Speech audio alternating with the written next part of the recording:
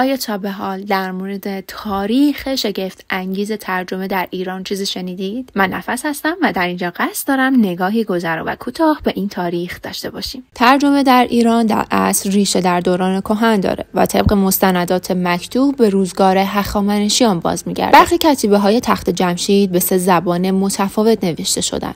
متن اصلی که به زبان فارسی باستانی هستش و 2 ترجمه به زبان‌های بابلی و ایلامی. این کتیبه‌ها را میتوان نخستین مدارک ملموس از تاریخ ترجمه در ایران به شمار آورد. هرمینوس یک واژه یونانی باستانی هستش که معادل مترجم بوده و مستقیما مرتبط با نام رب النوع هرمس بوده. فعل هرمینو به معنای تفسیر، ترجمه، توضیح، شرح، بیان و توصیف زبان‌های خارجی و نوشتن در مورد اونها هستش. معانی دیگر لغت یونانی هرمینوس، میانجی، رابط، کارگزار، حاکی از وجود مترجمان در دوره ماقبل تاریخ، یعنی زمان قبل از ابداع نوشتن هستش. در ایران 3 دوره به داشتن نهضت ترجمه شهرت داشت. نخستین نهضت در روزگار ساسانیان به ویژه در دوره پادشاهی خسرو انوشیروان با تأسیس جندیشاپور به وجود اومد که علوم یونانی، رومی و هندی رو به زبان پهلوی ترجمه شدند. دومین نهضت ترجمه در اواخر سده دوم هجری قمری با تأسیس دارالترجمه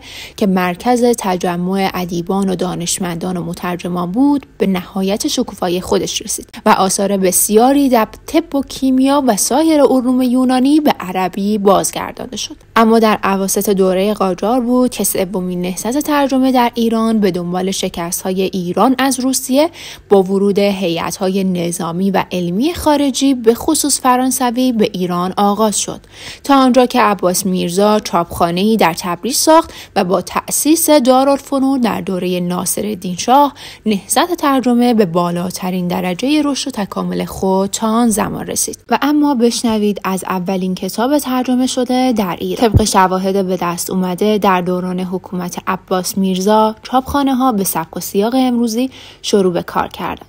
تحصیل کردگان کشورهای خارجی اولین مترجمین ایرانی بودند که اغلب در زمینه کتاب داستان فعالیت داشتند.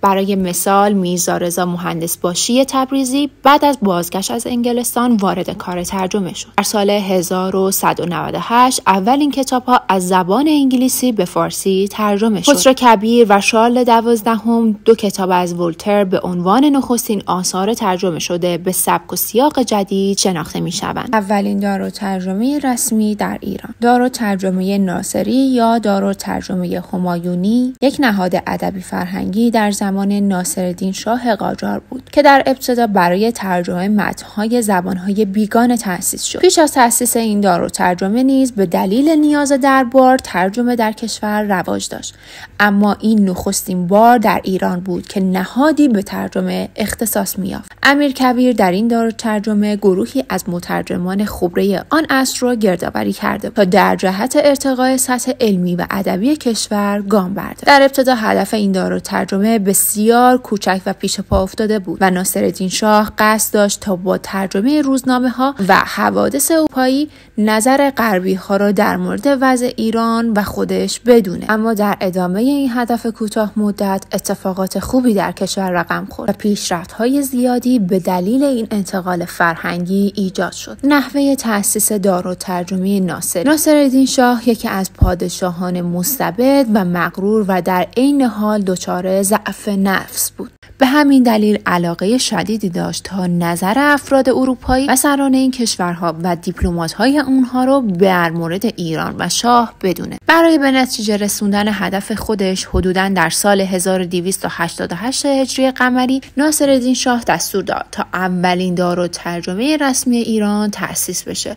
محل احداث این دارالترجمه در دربار همایونی بود. این اولین بار در تاریخ ایران بود که ترجمه به شکل رسمی و سازمان یافته انجام می‌شد. مسئولیت این دارالترجمه به اعتمادالسلطنه سپرده شد و با تلاش‌های مستمر اعتمادالسلطنه بود که دارالترجمه ناصری قدرت گرفت و تأثیر بزرگی در تاریخ ایران گذاشت. اعتمادالسلطنه یکی از مترجمان دائمی ناصرالدین شاه بود. به زبان فرانسه بسیار تسلط داشت و همین همیشه او را در سفرهای اروپایی همراهی پس از تأسیس دارالترجمه اعتمادالسلطنه با استفاده از ظرفیت وزارت خارجه و دیگر نهادها و ارگانها مترجم‌هایی در زبان‌های دیگر رو جذب کرد و دارالترجمه کار خودش رو شروع کنه. و اما بشنوید از سرانجام اولین دارالترجمه رسمی در ایران. در ادامه ناصرالدین شاه دارالترجمه ناصری را به یک وزارتخانه به نام انطباعات تبدیل کرد و آن را گسترش داد. اعتمادالسلطنه این وزارتخانه را به بخش‌های مختلف تقسیم کرد تا هر بخش مسئولیت خاصی رو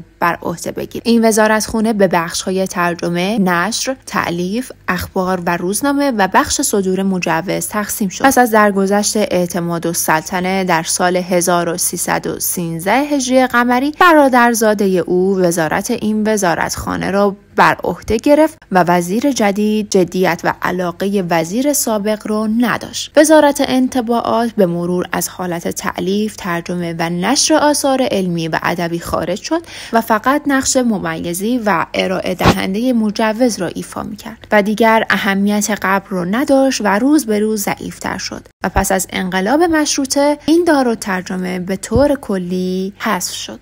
در دوران حکومت پهلوی نیز ترجمه همچنان یک نقش مهم در فرهنگ و ادبیات ایران داشت. در این دوران تحت تاثیر سیاست‌های غربگرایی شاه، ترجمه به منظور بهره برداری از دانش و فرهنگ غربی بیشتر توسعه یافت. در دهه 30 شمسی بنگاه ترجمه و نشر کتاب با هدف ترجمه آثار فاخر جهانی به زبان فارسی توسط احسانیار شاتر در تهران تأسیس شد. با پیروزی انقلاب اسلامی در سال 1357 ترجمه نیز تحت تاثیر تغییرات سیاسی و اجتماعی قرار گرفت. با تاکید بر اسلامی سازی فرهنگ و ادبیات، ترجمه آثار ادبی و اسلامی به اولویت اول خودش رسید.